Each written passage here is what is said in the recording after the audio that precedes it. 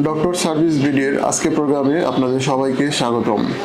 আমি doctor S M Iqbal Hossain Sayeed, নাক কান গলা বিভাগ বিশেষজ্ঞ হিসেবে কর্মরত আছি রাজশাহী মেডিকেল কলেজ হাসপাতালে এবং বিকেলে চেম্বার করতেছি রাজশাহীতে unique diagnostic and consultation centre, Lakshmipur popular পুরাতন ভবনের উল্টা দিকে। আজকে আমরা আমাদের নাক কান গলার রোগ সম্পর্কে কিছু বিষয় সম্পর্কে আপনাদের সাথে আলোচনা করব। নাক কান গলার রোগের আমাদের রেগুলার যেগুলো চেম্বারে সমস্যা পাই তার মধ্যে আমাদের একটা প্রবলেম ফেস করি, যে রোগীগুলো আসে নাকের সমস্যা নিয়ে। নাকের সমস্যার কিছু মিথ এবং কিছু কুসংস্কার আমাদের সমাজে প্রচলিত আছে, যেগুলো নিয়ে আমরা একটু কথা বলবো আজকে। প্রথমত, নাকের আমাদের শেপটা থাকে বডির মাঝখানে। নাক দিয়ে আমাদের শ্বাস প্রশ্বাস যায়। কোনো কারণে যদি নাকের শ্বাস প্রশ্বাসের সমস্যা হয় বা নাকের যে বাতাস না যায়, তার কারণে আমাদের রোগীরা আমাদের চেম্বারে আসেন।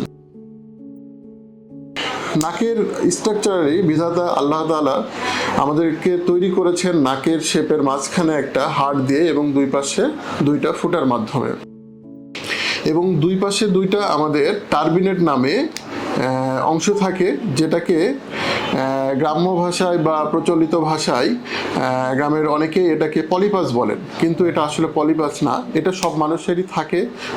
নাকের দুই পাশে মাংসের মতো একটা করে পিণ্ড থাকে, যেটাকে সাধারণ মানুষজন পলিপাস বলে। আসলে এটার কারণে নাক বন্ধ থাকে না।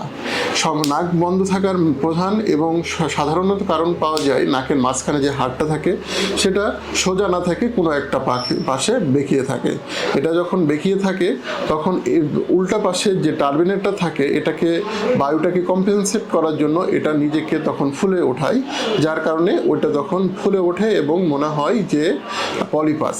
কিন্তু আসলে এটা পলিপাস না। পলিপ হয় দুই ধরনের, হ্যাঁ, একটা হয় এক নাকে এবং আরেকটা হয় একবারে দুই নাকি বন্ধ করে ফেলা হয়। এটা আসলে নাক কান গলার রোগ বিশেষজ্ঞ ছাড়া এটাকে ডিফারেন্সিয়েট করা পসিবল না। কিন্তু আমাদের গ্রামের মানুষজন সাধারণত যেটাকে পলিপাস বলে সেটা হলো টার্বিনেট। এটা যখন ফুলে যায় তখন এই টার্বিনেটটাকে বলা হয় হাইপারট্রফিক ইনফিরিয়র টার্বিনেট। এখন এটা আসলে আমাদের পরবর্তীতে বা অ্যাডাল্ট মানুষের ক্ষেত্রে এই সমস্যাটা নিয়ে আসে, কিন্তু আমাদের চেম্বারে মেইনলি সমস্যা নিয়ে আসে, নাকের সমস্যা নিয়ে আসে ছোট বাচ্চারা, যারা বাবা মারা বলে কি নাকের ফোঁটা দিয়ে দুইটা গুটি গুটি মাংসপিণ্ড দেখা যাচ্ছে এবং তারা এটাকে বলে যে পলিপাস হয়েছে।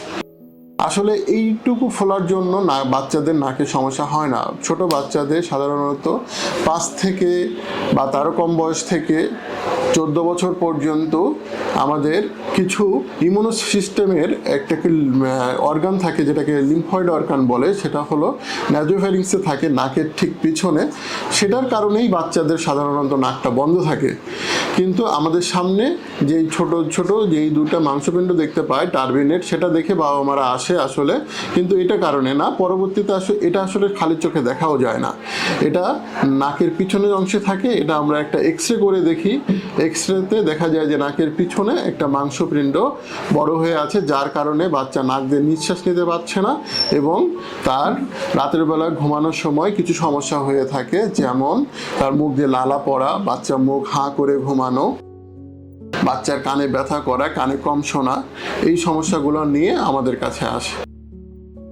এই বাচ্চা যখন এরকম সমস্যা ফেস করে নিয়ে আসে, তখন বাচ্চার নাকে অনেক বাচ্চা আসে যে আমার কানে সমস্যা হচ্ছে, আমার তো নাকে কোনো সমস্যা হচ্ছে না। কিন্তু না, নাকের সাথে কানের একটা সম্পর্ক আছে। নাকের পিছনে, যেটাকে আমরা ন্যাজোফ্যারিংস বলি, এখান থেকে কানের একটা টিউব থাকে, হ্যাঁ, ইউস্টেশিয়ান টিউব, যেটা কানের সাথে নাকের সম্পর্কে একটা বাতাস চলাচলের মাধ্যম।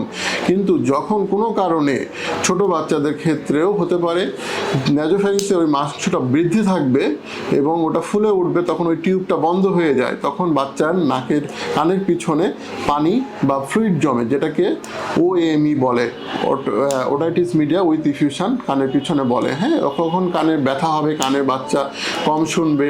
হ্যাঁ, তো এইটা আসলে কানের সমস্যা নিয়ে আসলেও যে শুধুমাত্র কানের সমস্যা হয়েছে এটা ঠিক না, এটা আসলে নাকের থেকেও এটা হতে পারে। সেক্ষেত্রে এটা একজন বিশেষজ্ঞ ডাক্তারের পরামর্শ নিতে হবে এবং এর কিছু চিকিৎসা আছে, মেডিকেশনের মাধ্যমে চিকিৎসা আছে।